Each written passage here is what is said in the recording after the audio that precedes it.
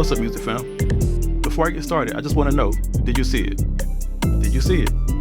Yep, I know you see it. You all helped me reach 4,000 subscribers. I know a lot of you have told me that this channel should be growing faster. But I want you to understand that having over 4,000 people who have made a conscious effort to let me know that you want to see what I do or hear what I have to say, that means the world to me. I wish I could say thanks to every one of you individually. But I'm back, making an R&B beat as to give you a few tips on how to grow as a producer. If you enjoy this kind of content, don't forget to like and subscribe. The bad news is that this is going to take some work. The good news is that it'll be worth it. And more importantly, you probably won't even realize you're working hard. A lot of you have heard my stories about how I came to be a producer. I decided in the 3rd grade I wanted to be a producer. I had no idea how I was going to get there.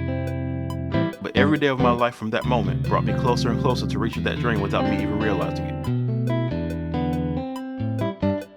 A lot of my journey has not been intentional, but I feel blessed to have ended up right where I'm supposed to be. It's almost as if my steps are ordered. I think some of you can probably relate. And even though I'm thankful for where I am and where I'm going, I want to talk to some of you who might be a little earlier in your journey. And I want to help you to be a little bit more intentional about some of your movements and decisions. Specifically, I want to give you 5 important tips to help you grow as a producer. My first tip is to choose your equipment wisely. It doesn't matter whether you have $1 million budget or if you're only able to afford a laptop and some headphones.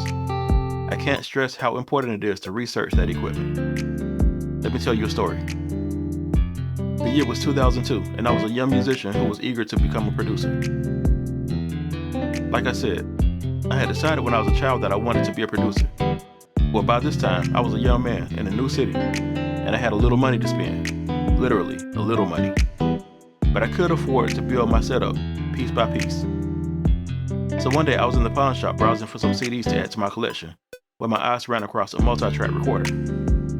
Now, I was from a small town where we didn't have those types of things just laying around in pawn shops. In my mind, I saw myself sitting in front of that recorder becoming the next Jimmy Jam and Terry Lewis. So without doing any research, I bought it. As a matter of fact, I put it on layaway. I think I might have ended up paying $500 for it. Like I said, I was much younger. The day finally came for me to make that layaway payment and to take my brand new, used, multi-track recorder home. After cleaning it thoroughly, I put it on my little desk from Walmart, connected it to my keyboard and computer and microphone, and fired it up. I was so excited to see the words on that small display. I then realized that I needed to insert a mini disc, which was actually becoming obsolete. But Guitar Center still sold them, so I went and got a few. Now, nothing could stop me from becoming the next star child. I pressed record, and it worked. And then it didn't. And then it did. I had invested all this money into this thing, and it barely even worked. First of all, I had no idea what I was doing. I was trying to record to my computer, and somehow thought that this self-contained recorder would accomplish that. And honestly, I was able to use it for that purpose. I would record onto the mini disc recorder, and then record that onto the computer. I was recording everything twice. And that's when it was actually working. Because there were no tutorials and I had no mentor, I somehow convinced myself that what I was doing made sense. For months, I did this double work until I realized there had to be a better way. So I did some research, and I realized that what I needed was an audio interface. So I went and got my first interface, a brand new Tascam US-122. And of course, I didn't get this one from the pawn shop. I can't remember how much I paid for it, but it was way less than I paid for that multi-track recorder that I didn't need. So from the day I got my first audio interface, I was recording and producing nonstop. To simply be able to hear recording my DAW and actually work, it was so easy that it was like playing a video game. But to get to that point, I had to learn a very tough lesson, one I'll never forget. Research and choose your equipment wisely. So once you've researched and chosen your equipment, my next tip is to learn that equipment like the back of your hand. Do what you have to do to learn your equipment so well that it's a tool rather than an obstacle. And if you put in the time and work to become an expert with your equipment, I guarantee there will come a day where it'll be put to use. You'll be put in the right place at the right time, and what you do will be needed and appreciated. You'll be able to look back and understand why it was worth it for you to excel at what you do. Let me share another story with you. 1 Samuel talks about a warrior giant named Goliath from Philistine. For 40 days, Goliath terrorized Israel and dared for anyone to come and battle him. All of Israel was afraid, and not one man in their army was brave enough or prepared to fight him. But there was a young shepherd boy named David. His 3 older brothers were in the army's camp, but David was too young. His role was to take care of the sheep, and he excelled at it. He was faithful. He was so dedicated that he once fought off a bear and even a lion for his sheep. Okay, so David's father told him to take some food to the army camp and check to see how his brothers were doing. But when David got there, the army was in battle, and he found his brothers. While they were talking, Goliath approached them, and all the men turned around and ran the other way in fear. Needless to say, the king was going to reward whoever defeated this giant in a big way. Well, David wasn't afraid of him. When word got to the king that David wasn't afraid of Goliath, he sent for David. But David had to actually convince King Saul to even allow him to fight this giant, because David looked like he was incapable. But David told him how he had slew a bear and a lion, and that he would do Goliath the same way. So Saul put his own personal armor on David, and his own personal sword. But David was hesitant to go with his armor and sword because he had not tested it. He hadn't trained with it. So he took off the armor and the sword, and he picked up his tools that he had tested, the tools he knew had been used in his training as a shepherd. He grabbed his staff and his slingshot. He went to the water and picked up 5 smooth stones and put them in the shepherd's bag, and he faced Goliath. Goliath looked at him and couldn't believe this was the best that they had to face him. Goliath issued a threat to David, and David threatened him back. So Goliath stood up and came towards David. And David ran towards him, reached in his bag and got a stone, and slaying that stone with his slingshot right into Goliath's forehead. That stone sunk into Goliath's forehead, and Goliath was no more. By the way, David was also a musician. Now I know that was a long story, but I really want to drive the point that learning your tools, your equipment will pay off. It doesn't matter how much or how little you have. Be faithful with it and be dedicated, and one day it will pay off. This leads me to the third tip. Clearly define your goal. You might not know exactly how you're going to achieve it, but it's very important for you to know what you're working towards. This also serves as a reference point for those days when you're tired or stressed, or simply just don't feel like it.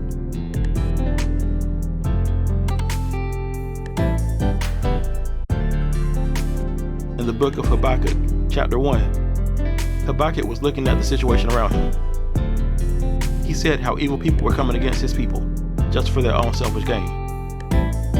They were taken from them, and it seemed like no matter what, his people just couldn't get ahead. Habakkuk was complaining, but I think we could all agree that he had a right to. But then he went and waited to hear from God. Chapter 2, verses 2 through 3 says, "And the Lord answered me and said, Write the vision, and make it plain upon tables, that he may run that readeth it. For the vision is yet for an appointed time, but at the end it shall speak, and not lie. Though it tarry, wait for it, because it will surely come, it will not tarry." God's instructions to Habakkuk were very simple. State your goal or vision, and make it plain or simple. Clearly define your goal, so that you and whoever you share it with can run towards that goal with diligence. Again, writing the vision helps you and your team to move forward, even through obstacles or adversity. And then to my favorite part, verse 3. It says that even if right now might not be the time for that vision to come to pass, you keep running towards it because it will happen. It says that vision you declared or wrote will not lie. It will speak. Like I said in the last tip, You'll be able to look back one day and realize why you had to work the way you did. It'll all be worth it. Which leads me to tip number 4. The running I was just talking about is the work.